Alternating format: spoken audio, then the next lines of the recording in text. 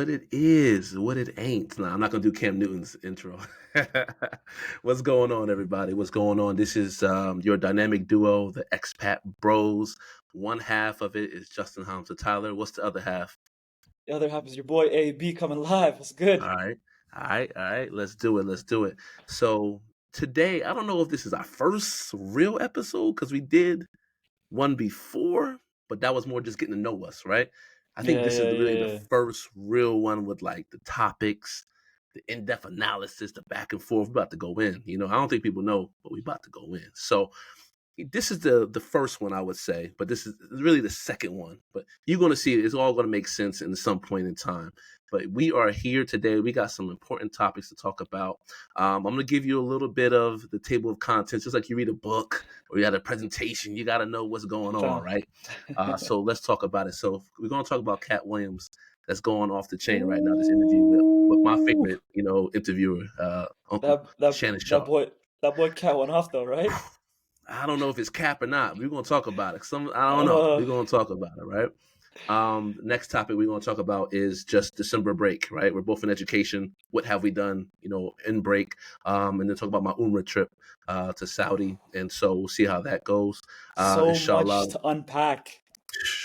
But I got so much to talk about that one. Yeah. And you are a veteran. You're like a 4-time champion of Umrah. So like, what I'm saying? I'm like Faye Thomas, Yeah, you got you undisputed. one more, I'll be Kobe. Yeah, you like Manny Pacquiao with eight championships under your belt, different eight classes, weight classes. I'm like a walking meme, you know what I'm saying? No doubt.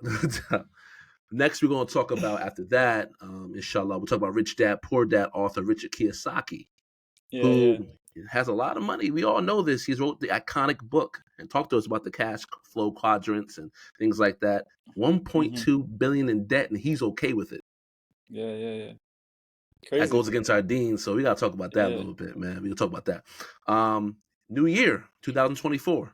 Alhamdulillah. New year, new goals. What are they for us? What are they? So we'll talk about that. And I want y'all to reflect on what it is for you, this year as well. And then the last thing, my man AB just had a great interview with my other dude, Eamon, of the Journey Home podcast, right? So we got to talk about it because it was definitely flames. I ain't saying this because he's my dog, but it's definitely flames. Both of them my dogs, but it was really good. It was really insightful, so much content. So we're going to talk about that to end off the show. How's that sound, AB? That sound good? Bro, we have a fire episode today. Make sure you like, make sure you subscribe, make sure you follow. Make sure because this content, we're out here just promoting. You know what, AB? Like we gotta tell the audience because we are so about just to show. We don't even care about promoting. You had to literally remind us, like, hey man, like we gotta really say like, subscribe, and all that because we're not even really caring about that. We're just talking. We just having a conversation. So I appreciate that plug-in. If the content is good, then it's gonna happen regardless. So it's it's whatever God allows and whatever God provides. It is what it is. Absolutely.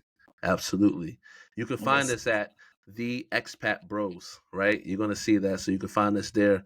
But without further ado, let's do what we came here to do. I messed up my own plugin. Let's do what we came here to do. You dig? You know what I mean? Begin. So let's get it. So listen, first topic: Katt Williams interview with Shannon Sharp on Club Shay Shay. Wow. You know what's funny? What are your thoughts when you first heard it? I saw more of that clips than the entire episode, and I didn't even know he was. I didn't know he was being recorded by Unc, and then I see him on multiple platforms, clipped up, chopped up, and I'm like, what the hell? And then I just see like bits and pieces. He's talking about we call Kevin Hart over here. He's talking about called whoever is over here. He just went off. He went off on like Cedric the Entertainer. And I was like, oh. And then I ended up watching the whole interview. Amazing interview. For what it's worth. If you have time, I think you should check it out. But I think Katt Williams, 90%, actually I would say 85% of what he said is true. To be honest, I think it's true. I think maybe 15% is stretched or exaggerated, because to get a reaction from the industry like that immediately, come on, like if it didn't bother you, you wouldn't care. That's a You know what good I'm point. I saying? didn't think of it So that way. if it didn't bother you, you wouldn't care. That's what Mhm. it was funny because some people were saying, is this Katt Williams or is this Charleston White? Bro, could you imagine both of them in the same room Oh my God, the talking about energy, different topics? You can imagine it. They'll break the bro, internet. That would really, really break the internet. Charleston White and Katt Williams going in. bro. I couldn't believe it. Bro, I watched. It was funny because Mhm. Shannon Sharp was getting what do you call it, negative feedback because they said like, Mm. oh, like you weren't a journalist, you weren't asking him questions, you weren't saying this, you weren't saying that. But like Mhm. his response was right. He's like, I'm not a journalist. He goes, I'm an entertainer. I don't have the questions. I bring on people to entertain people like you. So for me to ask questions and see where he stands and his stance and so forth and this and that, like he's like, if you want that kind of stuff, go watch 60 Minutes, go watch First 48, go watch Mm. these things. Like, why would I, who's an entertainer, ask questions related to journalism? He's like, that's not my lane. Mhm. And I'm like, the guy's right. Like, He he's is absolutely right. right. Like you know what I'm saying? Like It's his it's show. not, it's a show. Like, so, Yeah. so, and if anything, which, you know, bad publicity is good publicity. So Mhm. he, for the next week, maybe week and a half, he's going to be trending, by default. I mean, attention is currency today, right? Bingo. So if you got attention, you got currency coming your way. Yeah. Sad to say, but that's what it is, Yeah. good Yeah. or bad, right? Also, as well, I think he set some type of mark, a YouTube mark, about the fastest growing video, or the most watched video within 48 hours. 48 hours. I think he had 48 15 hours. million views within 48 hours. And I think Wild. the last look that I saw before the show, I think it was at 21 million. And So that's long content, by the way, not the clips, long content. facts. Because That's a good if you point. because think about it, every I'm pretty sure most people saw the clips on other pages Yes. before Yes. they went to like Shannon Sharp's page or before they went to like YouTube and they watched the long content. Everyone saw it clipped up, and then eventually they're like, like we'll watch the whole thing to see the whole build up of like this whole like shooting range. He went on like a Hmm. fire squad. Everyone in the industry was catching bullets. You Right. know what I'm Everyone saying? get it. Everyone get strays. It doesn't Every matter. Right. everyone strays. No, no, He no. let off These the no, no, no. Gatling gun. Those You know what I'm no, saying? bro. Those weren't strays. Every bullet had a name on it. But let me say this though. Let me say this. Do you think there was a lot of hyperbole mixed in with truth, or was he spitting just straight truth? No, it's Katt Williams, bro. Katt Williams is known to stretch the truth. He's known to bend the Hmm. truth. He's known these things. Hmm. Is it coming from a place of truth? 100%. But is it mixed Hmm. up with falsehood and 100% as well? Like Hmm. Hmm. because and that's why people and you know what's funny? That's the crazy thing about the internet because you have to like siphon between the truth narrative and the falsehood. Like you have to like and and and if you just like take everything you are fed, then you're gonna wholeheartedly be lost. Um, Yeah. was there some truth to what he said? Yes. Can you fact check it? 100%. Is it 100% true? No, definitely not. Hmm. Definitely not Yeah. 100% true. You know what I'm It was saying? just some stories are too sensational to really believe that all of it can be true. Come on, bro. And It's Cal, yeah. bro. Kelly was he's been on the news many times. He's had his own fallouts. He's done his own things. Hmm. Was it an amazing strategy to what do you call it, promote himself and have himself the number one trending topic for like 48 hours, 72 hours? Hmm. Great PR. I'll give him that. Hmm. Amazing PR. Because till this day, we're still talking about Katt Williams. You know what I'm We saying? are. We are. That's You our know, first topic we talked about today. you know So what I'm yeah. saying? This Yeah. guy, this guy, bro, covered topics from like Jonathan Majors to Kevin Hart to Tiffany Haddish to Cedric the Entertainer. He touched upon to freaking all these things. Like he touched on so many topics Hmm. across different sectors and different what do you call it, platforms. Like he's like he did so many things, and I'm pretty sure even Shannon Sharp didn't know what was going on, and he didn't. And if you watch the interview, he didn't know what questions to ask him, because the minute he asked a question, he went on off a Mm, complete tangent to hmm something that hmm wasn't even asked. He said I think post interview on Nightcap, I believe, he said that he just let him go. Like Yeah, I yeah, think he he was did. talking to Gilbert Arenas. He said at a certain point, I just let him go and talk.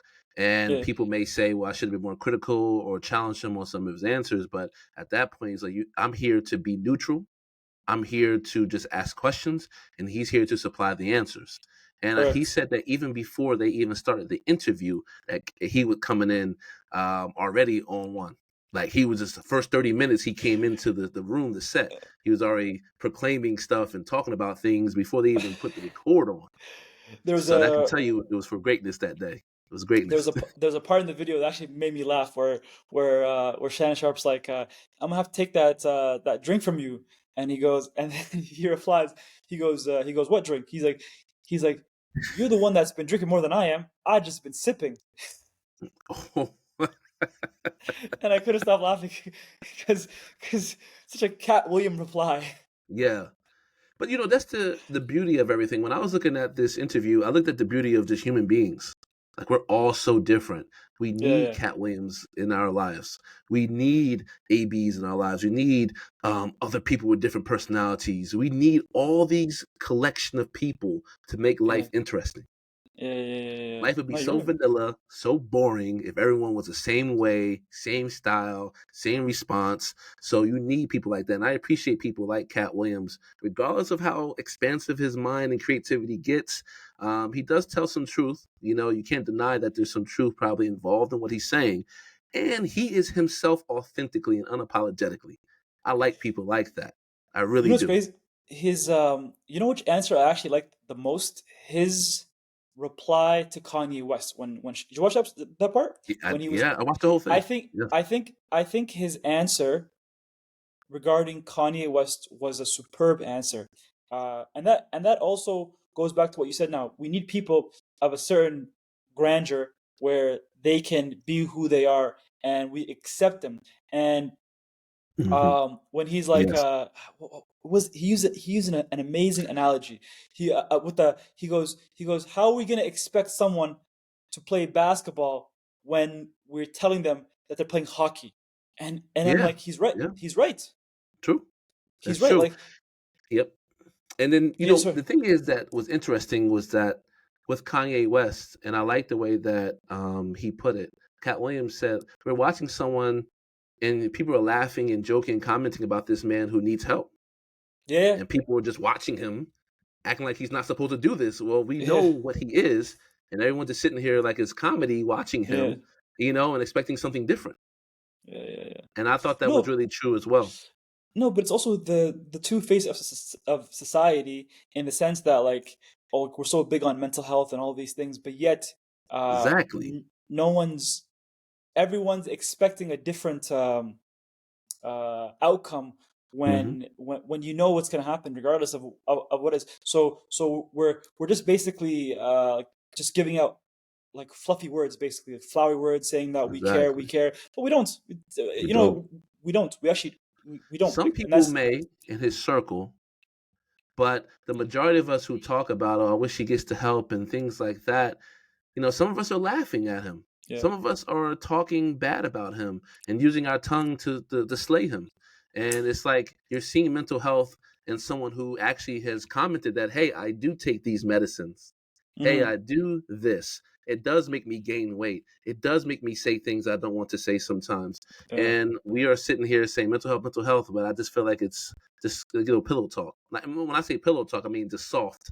It's not Yeah, really soft. real. It does no No, it's not firmness real. to it. It just molds to what you ever want to It's mold it to. And I think we just need flashy, to be honest flashy about that. words. Flashy Yeah, words, man. yeah, That's just it. words, man. Just a word Yeah. salad, and I don't know, but I liked what he said about that, and it's true. We're just watching him and say, "Oh, yeah, look at that!" Like he's a zoo character or something like that.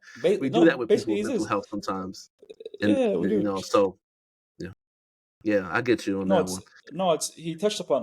No, I thought Cat Williams touched upon a lot of things, and some of the things I ended up agreeing with. Obviously, I don't have a lot of a lot of the insides. I'm not part of Def Jam or comedy, whatever shows that he used. Like, I'm not part of it, so I'm not privy to those information that he used to have or he knows. Right. Obviously, when you're in those circles, and I've always said, like, the entertainment industry is very like snaky, snarky, all these things. So I don't know because who am I to judge or who am I to tell him? And we've seen the the the the skyrocket career Katt Williams has had, and then on top of that, obviously, the higher you are, the harder you fall, right? So we've seen him at his highest, and we've seen him at his lowest. Remember back in the late 2010s, and Katt Williams at one point was one of the Oh, biggest comedians in the world. You know what I'm saying? Like, he was one of absolutely. the, if not the biggest, one of the biggest. So That, yeah, that Money the Mike things character he's just blew him out the water. AB. come on, bro, come on, Yeah, like, that just introduced you to So, him. Yeah. bro, even before that, like, his comedy specials were like sold out. Like, he Yep. was. I remember in high school watching his comedy specials and all these things, Yep. and this guy was a household item. You know, like, he. I can say if he was more PR friendly, he could have been Kevin Hart before Kevin Hart. Well, wasn't he trying to say that though? He was saying, he was in Right. essence he was saying that the issue is that the issue with Cat Williams, and the funny thing is they're like similar heights, similar. Yeah. If you watch Kevin Hart back in the day when he first started, Kevin Hart was raw, like, he was raw. Yes. The Kevin Hart that people know now and the Kevin Hart that first started, he was like, his jokes were raw. He was more, what do you call it? More raunchy, more Yep. edgy, In all your these things. face. Yep. And you can see it by the crowd, the audience. It was predominantly a black crowd, and excuse me, and he had great crowd service, all these things. And then I think something changed when he started going Hollywood. His content changed, and he started to become more PR friendly and more like, he's in like kid movies and all these things and blah blah blah. So if Cat Williams was smart enough to click, you know what I'm saying, click, and he could have been Kevin Hart before Kevin Hart, which he did mention.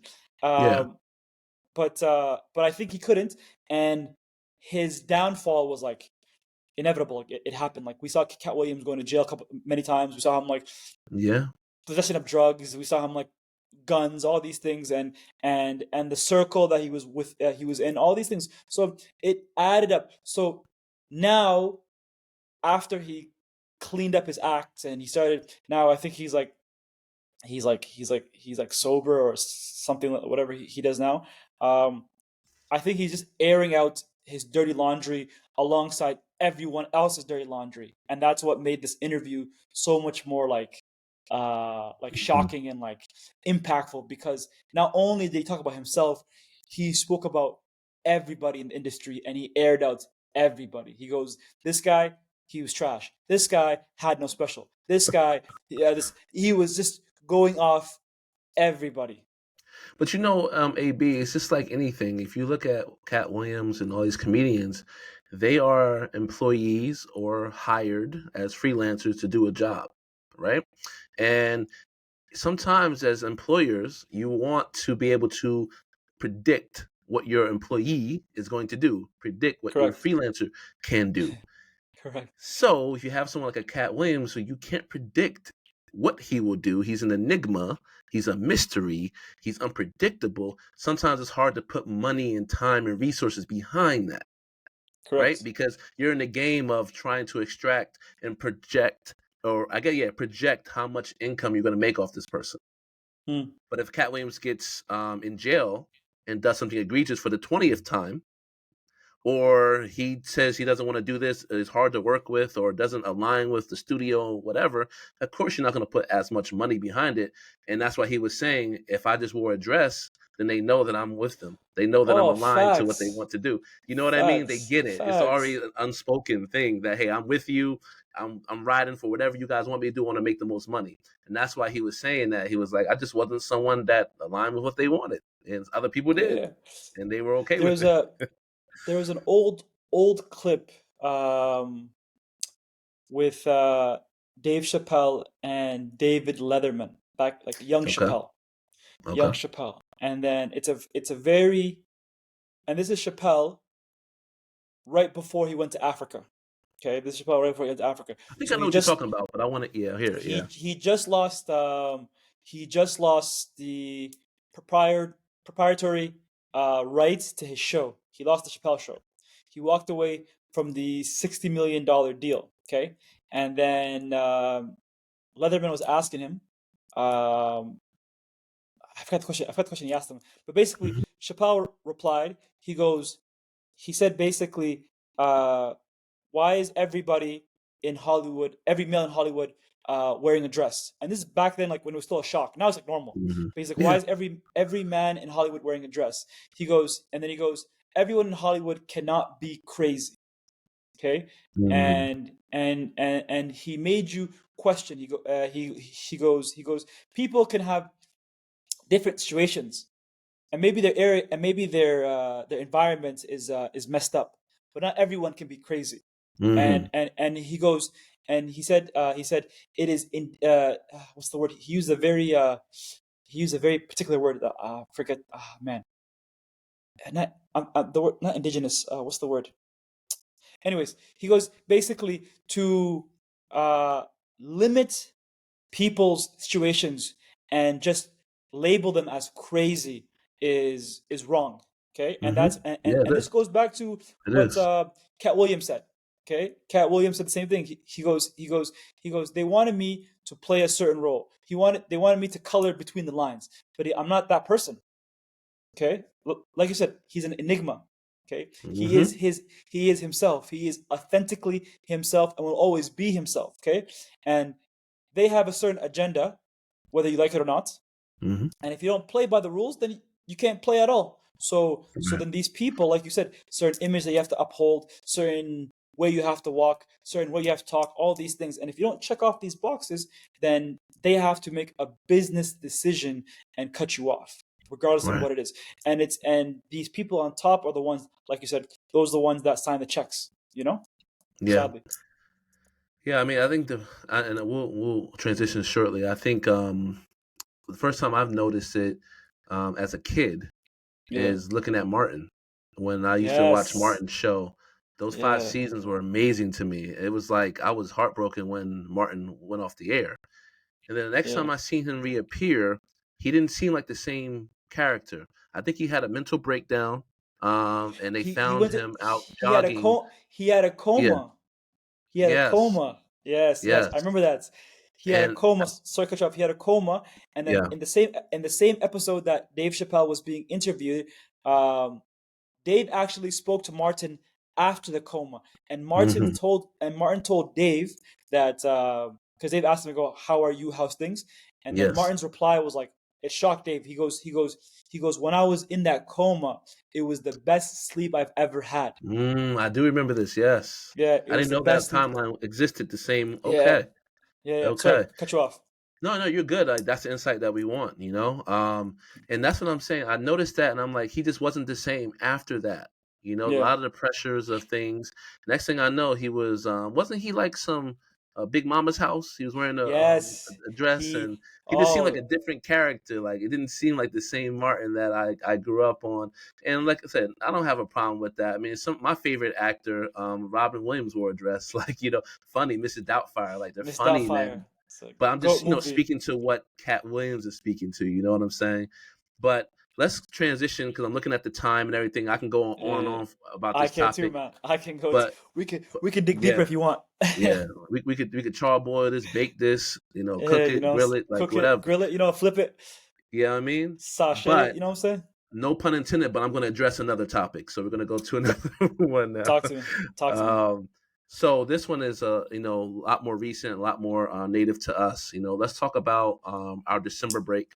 As Okay. educators, we had 3 weeks off. What did we both do during that break time? And then how was that influential for us? So yeah, go first. I'll go first, man. So, Yeah. man, typically, as a Canadian descent, I would go back home during winter break. I'd go see my family, all these things. 3 weeks is a good time to catch up, rekindle, a lot of things. See, and it's also a good place to retrospect as well, to see where you came from, how far you've gone, and sometimes you need to like look at your little wins, because Yeah. life's all we typically only focus on our big goals, but like each day is a goal if you really think about it. You know what I'm saying? Yeah. And those are little wins, and these little wins stack up. You know, so it's always good to go back to see where you came from and how far you've gone from there. You know, like Yeah.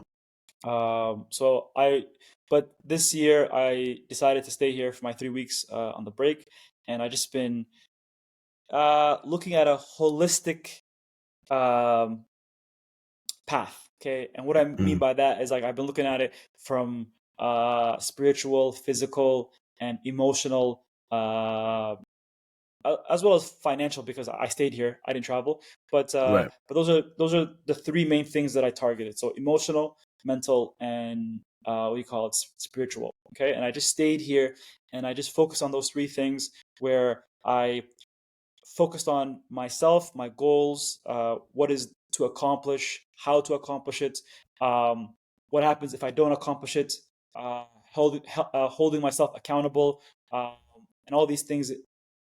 The funny thing is, I actually had work to do during like my work to do during the break, Mm-hmm. but I refused to do it.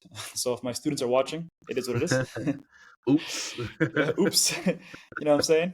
But no, I just focused on. So my goal was myself, because I feel like work will always be there for me, and I can always do work whenever I want to do work. Okay, but that work isn't for me personally. It's someone else's work that I'm working on, if that makes sense. You know what I'm saying? Absolutely. So Absolutely. that work, regardless, I have to do it.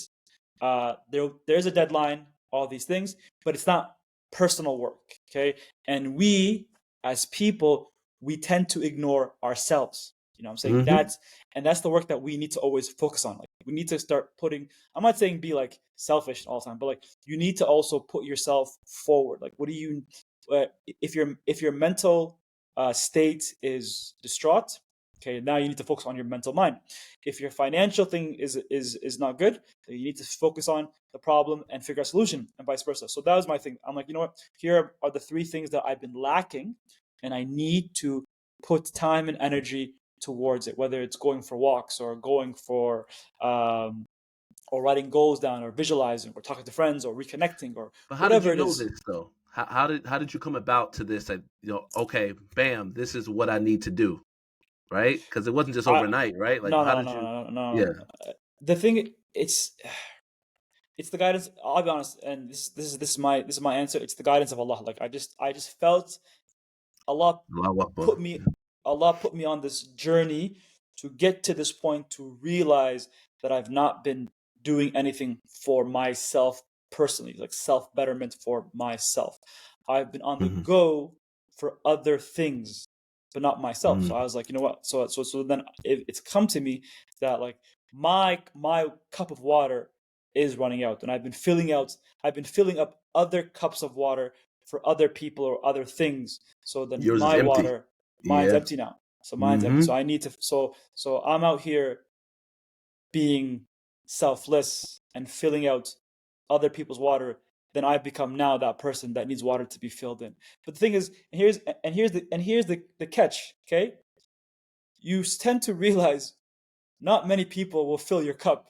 So only you have to fill your own cup up. You know what I'm saying? That's what you tend to realize. So Yo, it's funny, man. You say about this cup analogy, right? Because yeah, what also happens in life as well. Say that you have a good friend or sometimes a person that you're pursuing, and then both of you guys have your own cups. But what happens is if you are pouring into someone or vice versa, right? yeah, yeah. And they have, water in theirs. Sometimes you could pour too much and it spills, Correct. You wasted. right? You wasted things. Hmm. But sometimes people have capacity to take on more water, and you have to know when to balance it and say, well, I'm comfortable with this much water, even though I gave this person this much because I care about them. And Correct. men typically, because they are the ones who are the forefront of their family, they care about everyone Ooh, else before you want to them. touch that topic today, eh? You want to I don't touch know if that I'm going there. topic? You I'm want to? I'm just speaking from No, no, experience that no, I've no, no, seen, no, no. Let's right? touch it, bro. Because I'm Open just that saying, book, like, man. Open because that book, that's what man. happens sometimes too. Because it's like, oh, why do men sometimes pass away earlier than women? Well, a lot of times they have a lot more other things on their shoulder. And this is not to say that women do not have work and Dis- responsibilities as well, disclaimer, disclaimer. right? Disclaimer, I'm not saying that. We can't do it without you, right? Nah, But what I'm facts. saying is that's the pressure. Because Yeah, here's a conversation I had when I became a Muslim, right? I always noticed that the men were 8 years, 10 years older, 12 years older than the women that they were marrying. I seen a lot of this when I became a yeah. Muslim. And I asked myself Mm-hmm. why. And I talked to some of the elders. It was like, well, it's because men are going off to college, getting themselves together and making something of themselves in the world to make the money and have the resources to actually marry a woman. And when a woman sees a man who has the resources and the time and the effort and the things going on, they want to be a part of that, right? And men tend to marry someone younger to have the children and be home and things of that nature. And so therefore it's a natural match because she wants the man with the resources and things, and it takes time for that man to build that. And then he wants maybe a woman who can have children, who's healthy enough to do that and tend to the home. And it seems to be a healthy Yo, match. And I've seen that but a Hamza, lot what if as a what as if a revert. what if I am a strong woman and I have my own money? What about that? That's fine. Like no one's expecting anyone to sit around and not do anything and wait until their husband comes around, you know? Facts. Um I just think that it's everyone has his own path and things of that nature. I'm just saying from my experience, I always saw the older men marrying younger women, and because of the resources, and men need time to bake and to come out the oven. You know what I mean? Men That's need what I'm time. saying. A lot of times with You women, know they're what it just looking is? to, yeah, they're looking to connect themselves to a good man. And a woman, like I said, she can work, she can have her things going on as well. Facts. But as we know, As she should. as she should, right? I wouldn't want Mm. my future daughter to be sitting around just waiting for a man and have nothing going on. Like, no, I No, wouldn't want bro. that. I want her to be industrious and do what she pleases to do. But at Yeah, the yeah. same time, when we connect with one another, there's a natural order of things in the household, and we need each other. And both of our job descriptions look a little different sometimes. And there is no such thing as balance. No. There's never going to be balance where There's never everything is in ever play, everything is good. Like, there's always going to be a 50-50. point, No, man. There's right? It's nothing not going to like be that. like That that, isn't right? it's there's no such thing as balance, man. Yeah, The scale always tips on one side one day and tips the other side on the next day. absolutely. It might be close to balance, but there's no 100%, Right. there's no balance. There's none. You can't.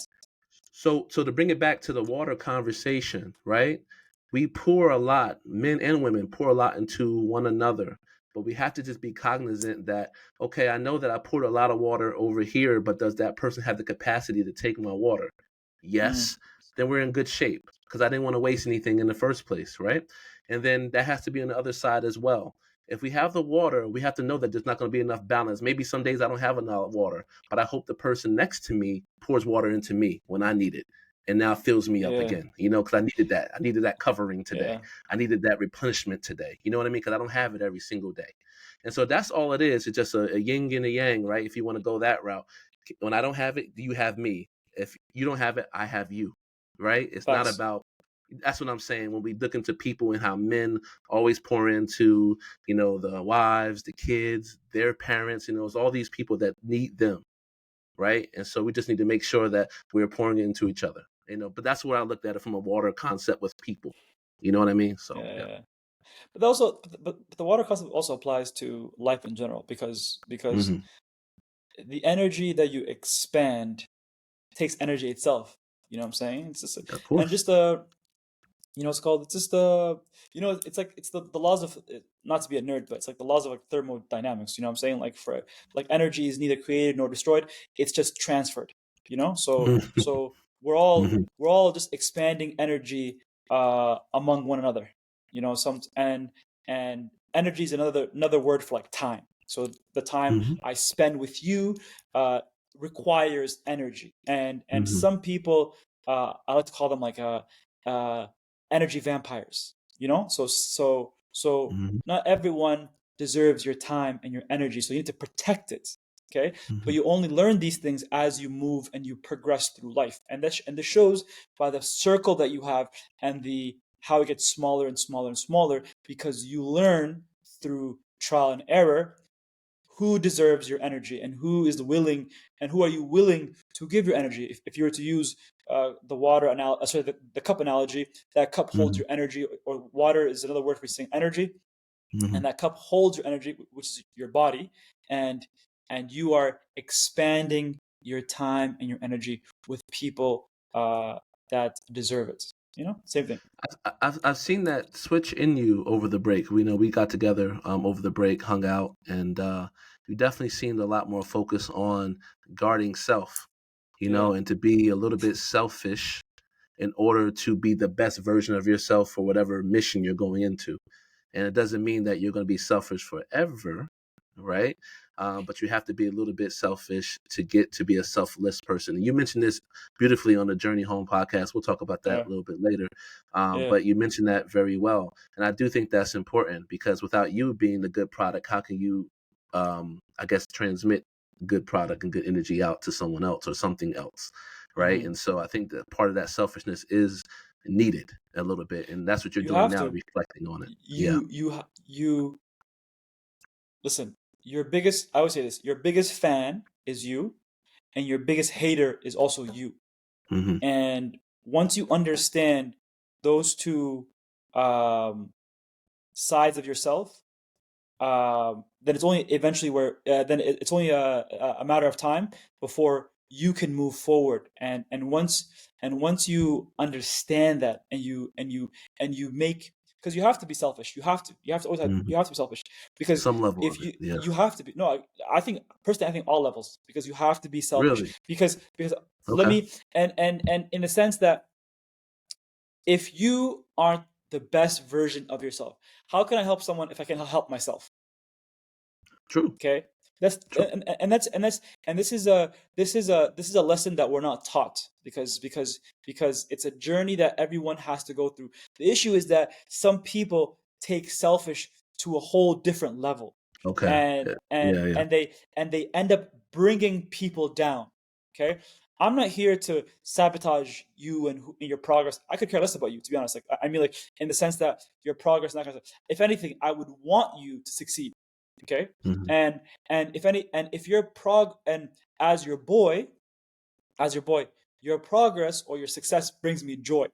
Now, so that doesn't mean that, like, I don't want progress. I don't want success. If anything, I'll be honest. I'm someone who's competitive. I want the same thing, if not more, because I wanna crush my goals. I wanna do these, like, I wanna execute and crush. That doesn't mean I don't want anything good for you, by the way. I want the best for you as well. But at the same time, I want the best and better. And that's what I mean by selfish, for myself. You know what I'm saying? Like, it's there was an imam, there's an imam, a young imam, I forgot his name. And he was talking about this goes back to being selfish. And this is a very good tangent that I wanted to get into. So I forgot his name. He's like this UK imam, young brother, and I was watching him, and he put things in, like, very good perspective. Okay. And he goes, who told Muslims to ask Allah during dua, to ask Allah humbly? He goes, when you're asking, this is Allah. I've seen the clip. This is Allah. This Allah can do anything He wants to do. Anything. So he goes, when you ask Allah, you better ask for the highest of the highest of the highest. He goes, he goes, this humble thing of asking Allah, cut that out. He goes, you better ask for, like, the penthouse of paradise, the highest level. You better ask for to be next to Prophet Muhammad sallallahu alaihi wasallam. Like, he goes, why are we? Who told us to act humble? He's like, no. He goes, as Muslims, when you're in front of your Creator, you ask for the best of the best. If you want it, because what can't Allah do? He can do everything. You know what I'm saying? Right. So the same thing. On the flip side, like, when I I'm selfish for myself. I want the best. I want a family. I want this. I want money. I want education. Like I want my goals. I want to execute them. I want to crush them. I want to make things happen. At the same time, to my friends, to my boys, I also want the best for them as well. Yes. You know, it's simple as that. That's Yeah, it. yeah, no. Makes sense. That makes sense. Um, yeah, no, it's good. I wanted to go looking at the time because we can Yeah, get yeah, into we could be the yeah. tangent kings all day. All day. Um, but when it comes to my break, I had the fortunate, opportunity, alhamdulillah, fortunate opportunity to go to Saudi Arabia. Went to Medina Mashallah. and I went Yeah, to Mecca and I performed my mashallah. first Umrah Mashallah. in Mecca. And as a revert, I've been chasing Islam from the age of 15 to 30, and I am 40 Mashallah. now, Mashallah. alhamdulillah. And Allah the Mubarak. first time that I saw the Kaaba, I went back to my 15-year-old self. I froze. I literally froze looking at it like a Yeah. statue. And I just thought about, I never thought I would be here at 40. And anyone who was on the path with me in terms of high school and graduating and going through the grind, they would have never thought I would be the next Muslim to be here. Mashallah. And because I didn't think I would be the next person here. And just kind of made me cycle through just the journey and the progression, hopefully, that I've made as a Muslim. And to be here at this point to make my first Umrah. And I look back and, my wife is, emotional about it as well. And just to be here with her and to do it with her and, being her first time, it was just an amazing experience that we bonded over.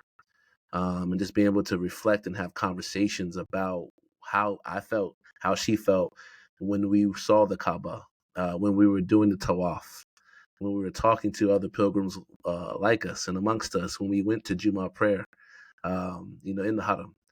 It was just as an amazing experience. And one funny story, I was sleeping and we both were sleeping, and next thing I know, for Fajr time, a loud adhan, loud in the room.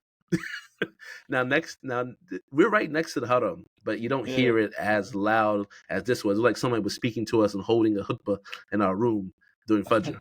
And it was Okay. just because that's how the hotel had it. So they had a setting where you can have it as loud as you want or turn it off. And it was Okay. it was crazy, but it was like, wow, I'm in Mecca. Yeah, That yeah. was a Mecca moment. Like, wow, I'm in Mecca moment. Yeah, That was one yeah. of those moments. I'm like, wow, this is amazing. Because Mecca also, brother, it showed me that they prioritize religion and deen first. Because there's no way that you can go eat a sandwich during Dhuhr time. No. Everything's shut down. There's Yeah, no yeah, way yeah. you're driving your car during Asr time because the roads are shut down in Mecca. You can't go on the roads at that time. No. So everything is centered around your salah. And what are we as Muslims if we don't do our salah? Right? And so that was one of the things that really impacted me. And then seeing families, I seen 3 generations come and do the Umrah with me. The Mm. grandfather, the grandmother, the son or the daughter, and their children. And as a revert, I don't have that in my family, so I'm trying to create that, So inshallah. you are the I'm first. trying to create that, and I Yeah. want that. I want to be Mashallah. able to say, well, I went with my dad, I went with my Yeah. mom, for Hajj, and I went with Umrah, and I want that because I'm not going to have that with my parents. And maybe I will. Allah knows best. Allah's the best planners. Allahu Alam. I'm always praying for it every single day. But I Yeah. just wanted that opportunity. I was like, I got to have children, man. With Allah's subhanahu wa ta'ala, with his will. Yeah, I yeah. will, you know what I mean? So that's kind of some of my initial thoughts about my experience. So, yeah. Bro, yeah. First of all, bro, congrats, Allah Mubarak. First of all, I'm Thank very you. happy for you. Okay. I was excited for you when you were first telling me about this, about going to Umrah. I love, Remember the questions I had, fam? I had like crazy questions. you know, what's crazy. I love, everyone thinks Umrah is such a like a big hurdle, right? And I'm like, no, man. I'm like, Umrah is Mhm. actually easier than you think it is, Yeah, yeah, yeah. and I've come to realize as humans, excuse me, as humans, it's the fear of the unknown that's always scary. Like what you don't know always scares you. No matter in any walk of life, whatever you don't know, you always like Absolutely. you're always like, you're scared, and but I love,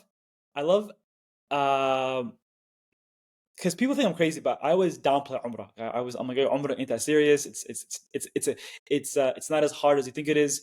And oh no, I'm gonna be spending like 4 hours. I'm like, bro, no, Umrah's like hour and a half tops. And if you're by yourself, and a male, maybe like 45 minutes tops. Like, and that's you taking your time and like doing your thing. Right. And I was very excited, and and I love seeing people's first times face to Umrah, and the anxiousness, the nervousness, and then afterwards when they come back, you can see the weight has lifted off. For some reason, there's some kind of barakah where the weight, you can see like the nur on someone's face after their first time. Obviously, you see nur also on people who've been there many times, but people, the first time they witnessed, like you said, the Kaaba, and the surreal moment, and the serenity, and the tranquility, and just being you're a gear piece. You as an individual, you're a gear piece in this big machine called the Ummah, and you don't really see, as a Muslim, especially living in the West, you don't really see the impact you have on the Ummah until you go to the Kaaba and you see everybody doing the same movement as you, everybody praying to the same black cube as you, everybody doing Safa and Marwa. It clicks.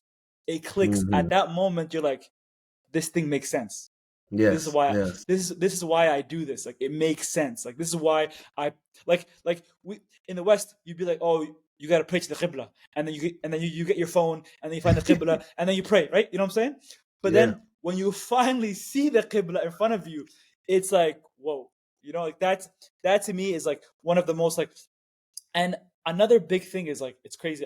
When I go to Umrah, especially the first time, and I was praying and all these things, and um a lot of thoughts were running in my head, right? And one of the thoughts was, I'm like, bro, Prophet Muhammad was in this spot 14 centuries ago.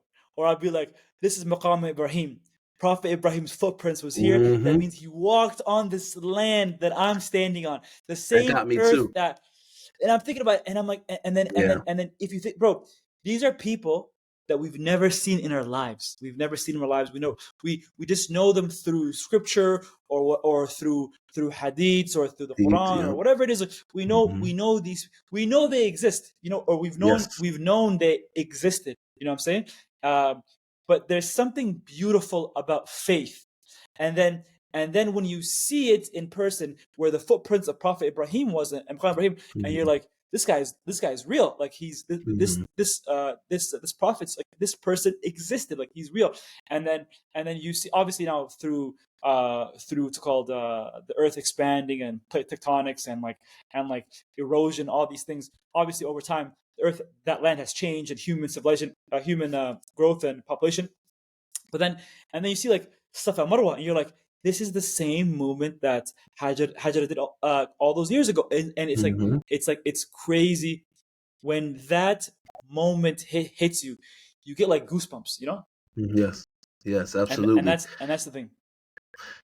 Yeah, and it also brought me back to the historical figure that made me first curious about Islam, Malcolm X, Yeah, Hajj Malik al-Shabazz.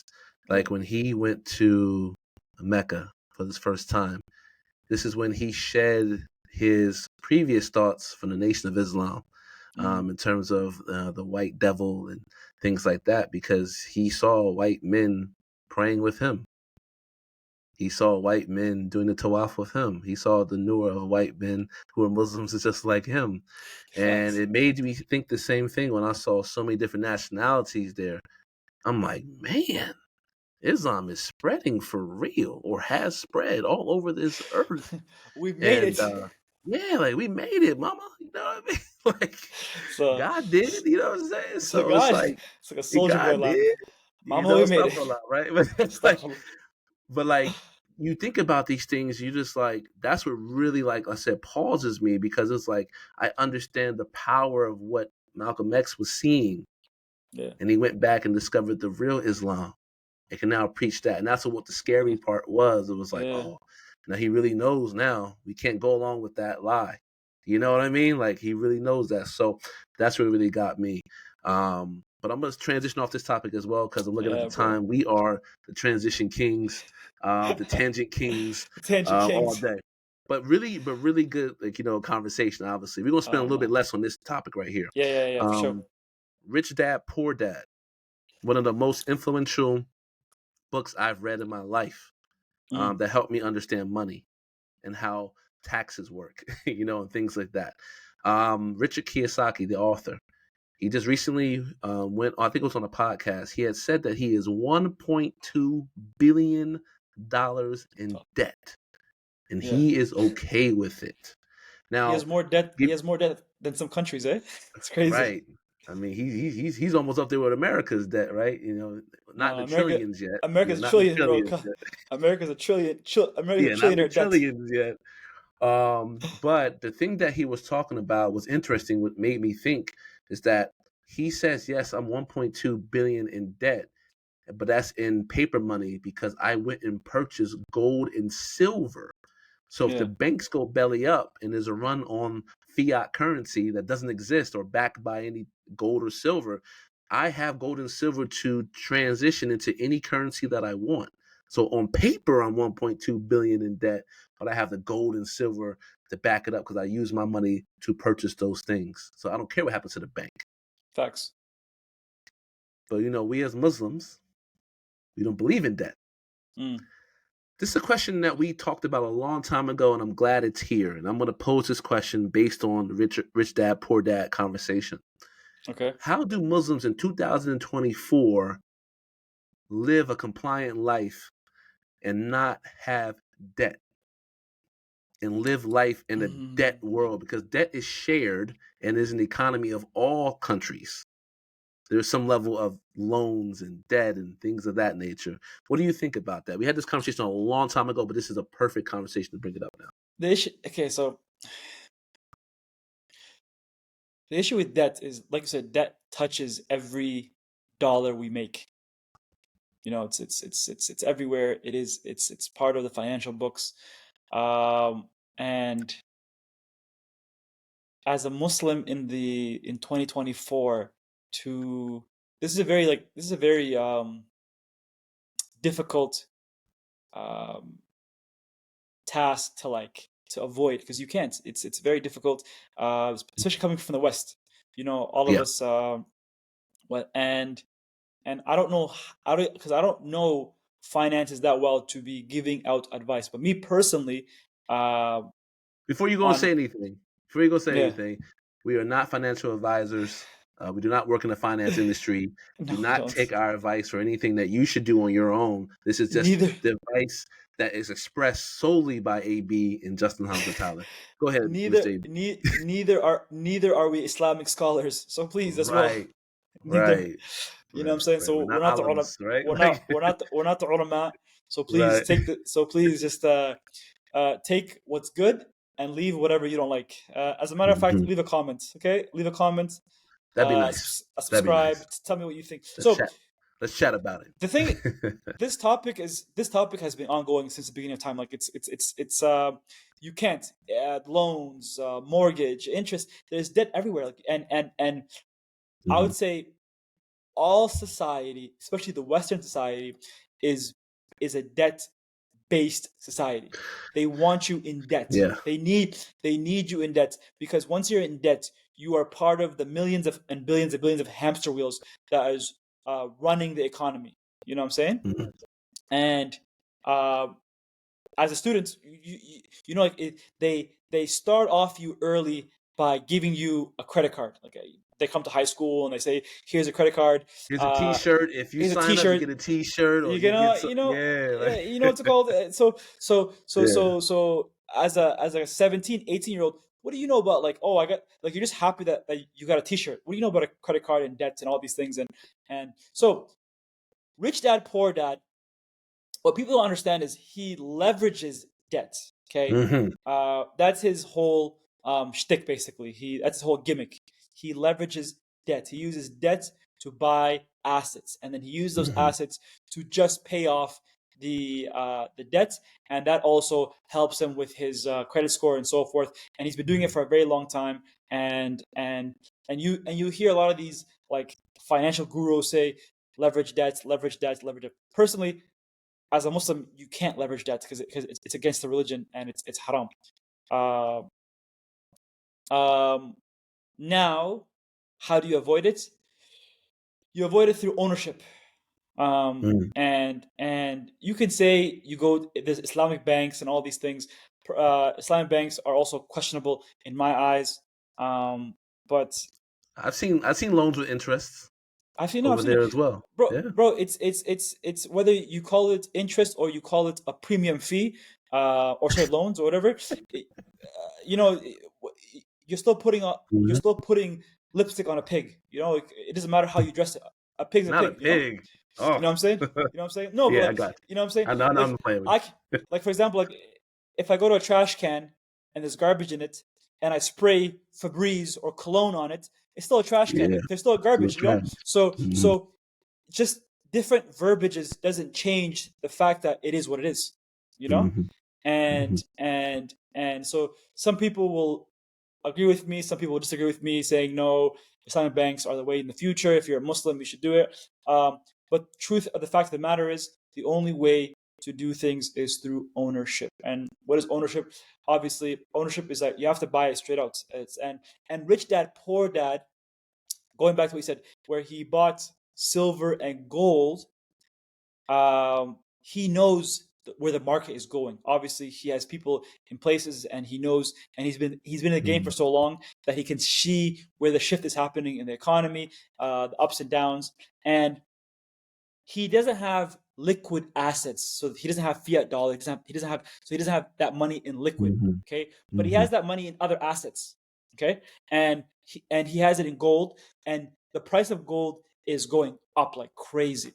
You know what I'm saying? So he has bars of gold and bars of silver, and he knows that his one bar of gold will fetch him a crazy amount of paper dollars. He knows this because the price of gold is going up. So he knows. So he may be $1 billion in debt in fiat dollars paper, but he knows the amount of gold he has surpasses that amount in fiat dollars. So and plus all of the buildings he owns and all. It's called. He owns crazy, because if you watched his earlier, before he became popular now, because now Robert Kiyosaki is popular now. But like when he was up and coming, and his content now, I don't really like it, but his content before, Yeah, he gave a lot of actually game, and he he would tell did.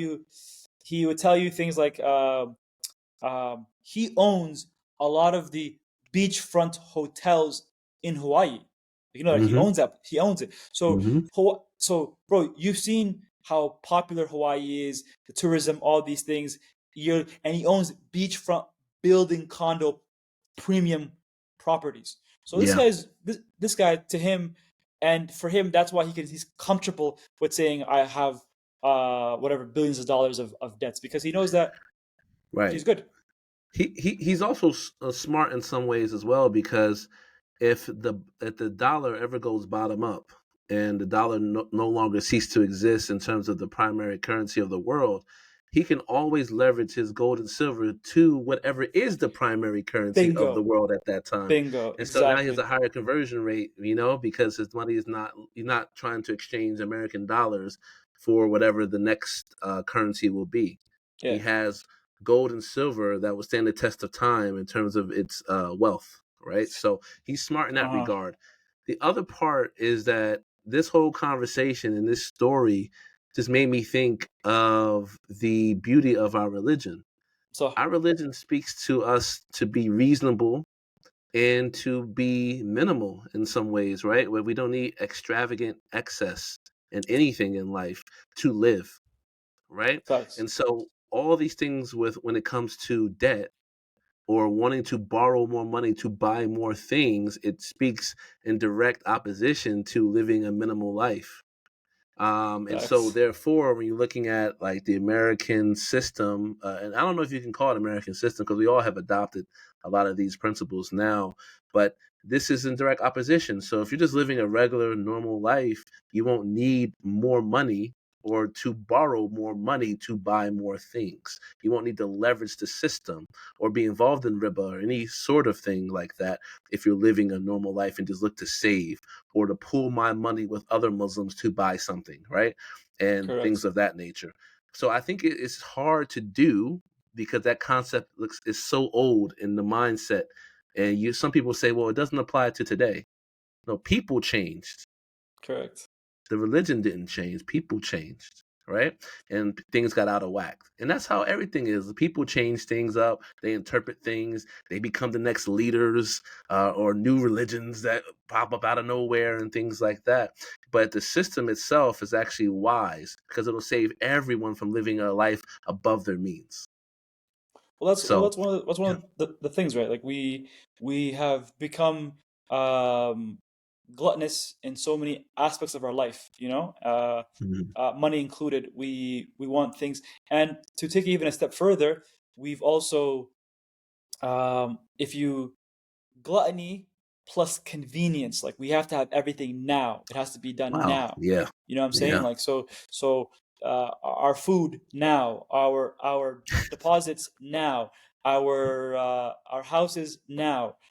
You want an Uber now? Like it's we've become so primed to this lifestyle, and if you think about it, it is the American dream, and it's been contagious and spread throughout the entire world, and it's been rippling. And then now that standard has gone worldwide. It's global now. But I think the American dream has to be reinvented.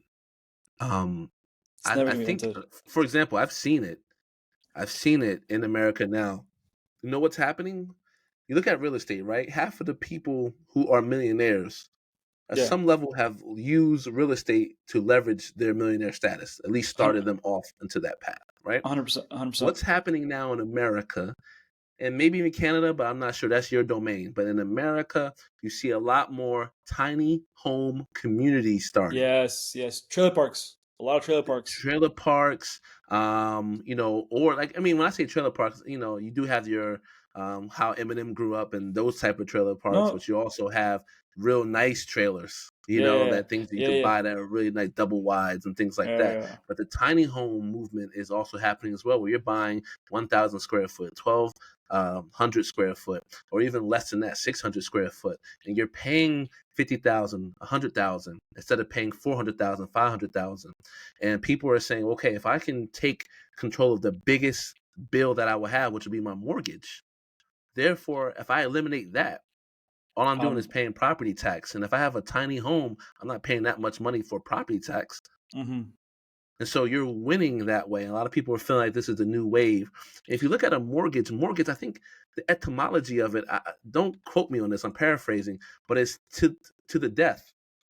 To death, You're yeah. going to have And, that, and then yeah, you're going and to then be tied to the death. sometimes your child even inherits that from you. Sometimes your child inherited from it. Isn't that something? And Yeah. even listen, owning a home, it went from 15 years to a 30-year mortgage. It's a Now they're doing lifetime. 40-year mortgages Yeah, yeah, it's wild. just so you can have a piece of the American dream to Yeah. buy a home. And do you know if you buy the home, you're not a homeowner, you're a loan owner. A loan owner. And if you You're and not a if you homeowner, you're a loan owner. and if you default on a payment, that house can be repoed. It's crazy. There's not many people who are 100% clear that are homeowners. Of course. Many people who say, I own a home, or I bought a home today, or I bought a car today, they're loan owners. They're loaners. They And own the loan from and someone else. the crazy thing is they loan the home, they loan the car, um, and there's other bills as well. Kids school payments, phone bills, groceries. So people can't survive anymore. Yeah. And they are living paycheck to paycheck, and if they miss one paycheck, like if one paycheck doesn't come through, then they are literally either two paychecks away from getting repoed or going into collection. And once you go into collection, it's Right. over. It's over. But the other game as well, if you don't use credit, your credit score doesn't matter. Yeah, It doesn't matter. that's the catch-22 It's a because catch-22. you need credit. You need credit to buy a house. But if you don't build your credit, which is what using a credit card, then you can't buy a house. So what do? You know what I'm saying? The system is it's just crazy. That's why Monopoly, I always say, is the best game I've ever played in my life. It's the best game I ever played in my life because it talks to you about this. You know what I mean? You see your real friends who they are. Savages. Oh, you lost your property? Okay, I'll take that from you. I'll take that. What's the mortgage payment? Right. Yeah. Let me get that from you. Maybe take that off you. Run your pockets, man. You pass the boardwalk? Pay up. Right. $350 right now. Oh, you in jail? I will give you the money, but I don't got it right now. Yeah. But like I was saying, like these are the things. So this whole conversation made me think about this: the Ummah, our Deen, and like why it's so perfect in the sense of like why you don't want to over leverage yourself. You know what I mean? Like it's a wisdom behind that. It is, man. So let's go ahead. We bake that. But the Ummah is the Ummah is meant to be peaceful. Like it's meant to give ease to people. It's not meant to have people through hardships, because we're better off together than we are separate. Because think about it, all these things is just individuals trying to make a buck off someone else's back. You're right. And that's the problem. And there's no shame in it, in like any Muslim who has a lot of money, who makes a lot of money. There's no shame in that as well. You can't count nobody's pockets. You don't know how they did it. You know what I mean? Facts. It's all about just saying just the actual system that we're living in and how we're supposed to do it. That's what we're talking about today. So, exactly. All right. So let's move on to the next topic.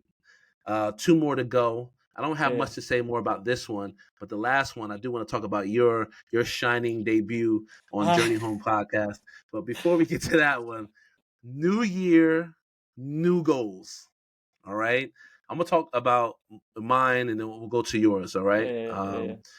Simply for me, I said this last episode as well, just, a little bit more patience I want to have. And the patience is, I think, correlating with more faith. That things are going to be well, that things are already written, and that, my destiny is the steps are already taken, right? I just have to do my part on earth. And so I'm just going to really focus on just being more faithful, being more patient on things, because I can tend as a human being to be impatient on things if I don't see the outcome right away. I think the other thing is to fall in love with the process of things. Sometimes we look at so much at like the end goal. I want to be here. Well, sometimes if you want to be here, you better fall in love with that process because to go there takes a long time. And if you don't love that process, you're not going to ever reach that final destination. And some things in life have a final destination. Some things don't have a final destination, right? So if you have a project or a thing that you want to accomplish, that can have a final destination. But if you're telling me that I'm going to learn everything I learned at 40 years old and I have nothing else to learn anymore, that's out of your mind. That's not a final destination. That's a lifelong journey. So we have to look at what's a journey and what's a destination. And so that's some of the things that I'm looking at, for 2024. Looks like AB went offline a little bit. It looks like he'll be coming on in a second. So we'll give him some time to get back on into the studio.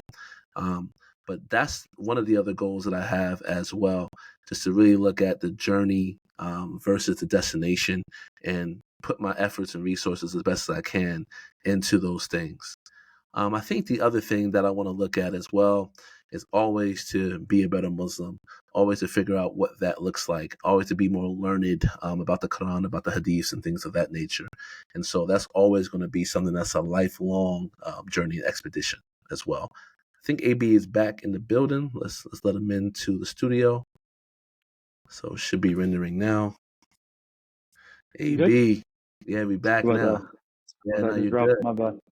I actually just finished my goals and everything like that. I was holding it down until you came back into the studio. So brother, I appreciate that. Yeah, no doubt, man. We got each other back, man. So let the people know about your new year, your new goals, and what's on the agenda for you. So my goals, bro, are simple, bro. So remember I told you about this whole like holistic thing with like mental, emotional, and spiritual, right? So and heavy on the spirit parts. So I'm heavy on that part. Trying to connect with Allah and trying to make Him every aspect of my life. You know what I'm saying? Every aspect of my life. So my goals, I'm on this pathway, and I think, or I feel that I'm on a breakthrough. Okay, whatever this breakthrough is, I don't know. Stay tuned. I'll keep you posted. But that's literally, bro. I'm just trying to give it. I'm trying to have it go natural, be organic. You know, like just let it play out the way it's supposed to play.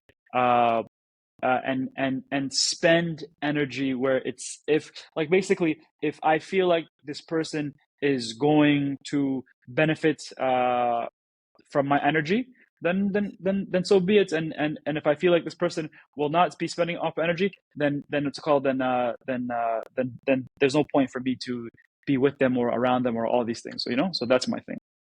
Yeah. And that's it. Honestly, I'm keeping it very straightforward, very lean. Whatever opportunities God brings, I'm gonna take it. And then whatever opportunities that He doesn't bring, then I'm gonna allow it and leave it. So that's my thing, to be honest. That's it. Just trying to follow this path and get a breakthrough, whatever that is. Allahu Alam. Yeah, inshallah, brother. We definitely be in my prayers as well. You always are, but definitely for these things that you're looking for as well. I think you're on a path too, man. I feel it. I'm with you on that. I feel something brewing in you, and I'm very happy. I'm very fortunate to be your friend to kind of witness that, as well. Appreciate it, brother. So Likewise. definitely. Alhamdulillah. Alhamdulillah khair. Alhamdulillah khair. So let's move on. Let's talk about Let's talk about our boy. Let's talk about our boy. Yes. Shout out. So let you go ahead, man, because this is your episode. This was the first episode I think he did, 2024. So season 2.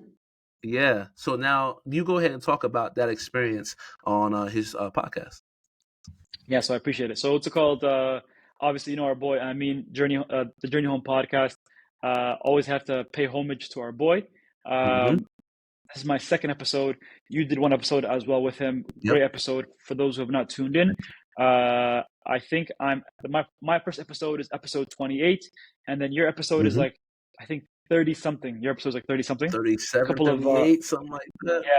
Yeah. Pull it up. Couple of episodes after mine. But regardless, great episode.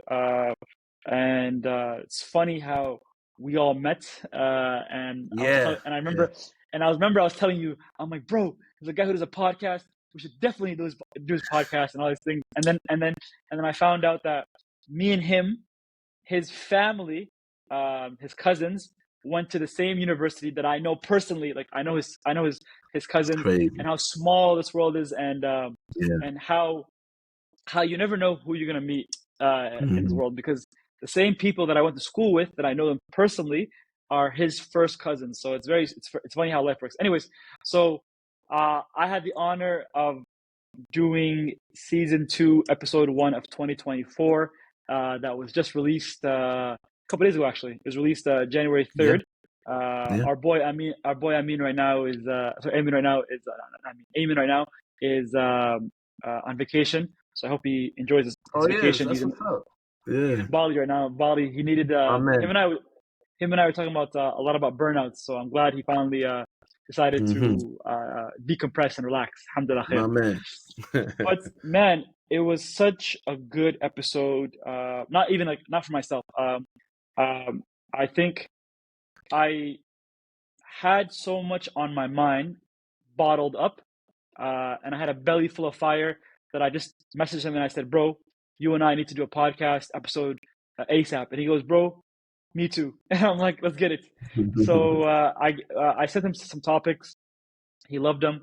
And the topics came from my other friend who's in back home in Canada, this guy named Brian. And he wrote these like conundrums kind of things. And I really resonated them with. And then I felt like these topics plus how I feel, plus my my overall stance in the religion would be a great episode. And it worked. It was a great like chemistry. Me and it was, the synergy was there. It was phenomenal. And for those who haven't watched the episode, go watch it. Episode 47 of season 2. We'll include the link in the bio. In terms of everything. So you'll see the link to his episode and things like that. I'm pulling it up right now because he's on Instagram, he's on YouTube, and this is episode 47. So I think you guys went like an hour and 47 minutes. Hour and 42. No. So the crazy thing is we actually recorded long. So we, that's the funny part. We weren't so we always aim for 1 hour, okay? In long content. That's what we aim for. We ended up recording for I believe, I think more than two, I think 2 hours and something. Yeah, 2 hours, right? Of the entire podcast recording, right? Excuse me. Anyways, so and then he's like, I'm gonna send it to the editors and they're gonna cut it. And then he told me that the editors even had a hard time to compress it and chop it up. So it became 1 hour and 42 minutes. And I was and he said there were so many. He goes, there were so many parts that were such good parts that it was very hard for it to be smaller episode. But alhamdulillah khair, it was good, man. I loved it. And I think it was just the rawness, the authentic banter between him and I, and just the overall, like, just like the laughing was just, it was good, man. It was more like a therapy session, to be honest, for both of us. Yeah, definitely.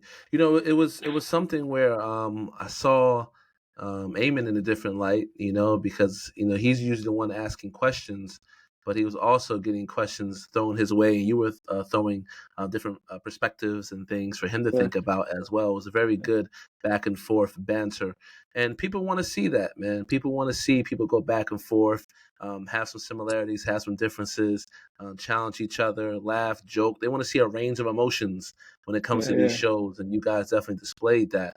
And it's great to have another podcaster like that, that we can talk with, and because we exchanged a lot of ideas with him before we started our pod, and figuring out what we wanted to do, and he was very helpful with that as well. So you can definitely find AB's episode on Instagram. It's at the Journey Home Pod. And then on YouTube, it's going to be the Journey Home Podcast. And the brother Eamon Badawi.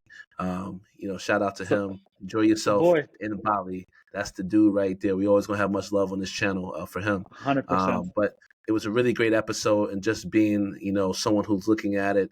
Of course, I'm going to check it out. It's my dogs, right? So I checked it out, and I just really love the energy. Like I said, it's infectious. It's different. And the setup of it, I think it's 11 dilemmas. And these are all things that we could think like, I had that same dilemma, I don't know what I would do in that situation. So it does make you, you know what I'm saying? Well, yeah, absolutely. So that's a good thing. And anyone who wants to work with us, who wants us on their pod, you can check us out. Our email address is going to be in the description as well. But you can check us out at the Expat Bros at gmail.com. Shout out to Gmail. You know what I'm saying? So you can hit us up there. We would love to be, be on other people's pods, especially if you're in Qatar. That's where we are as well. That's why we're expats, right? We're expats in Qatar. So any other last words, AB, that you want before we end the show? No, man, just let's keep the energy going, man. Let's do our thing. This is a fire episode. We had some I think so, man. This is a fire episode, man. I will let the people tell us if it was fire, True. You know what I'm saying? But we hope that the people, and that's why the comments are there as well. Go in the comments, let us know how we did. Let us know what you want to hear from. If you have any topics that you want us to touch upon, we're going to touch upon it as well and talk about it as well.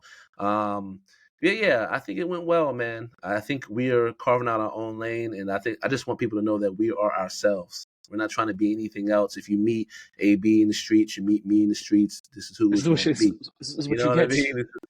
This is who we're not as raw as Katt Williams, you dig, but we Oh, are who we no. are. You know what I'm saying? We What are who you we see is are. what We're just you regular get. people. Yeah, we're just regular expats, just like you. If you're in Qatar or anywhere around the world, you know what I mean. We're just trying to find our Facts. way in this crazy world. You know what I mean. But Facts. signing off, it is the Expat Bros. Peace. Adios. Peace.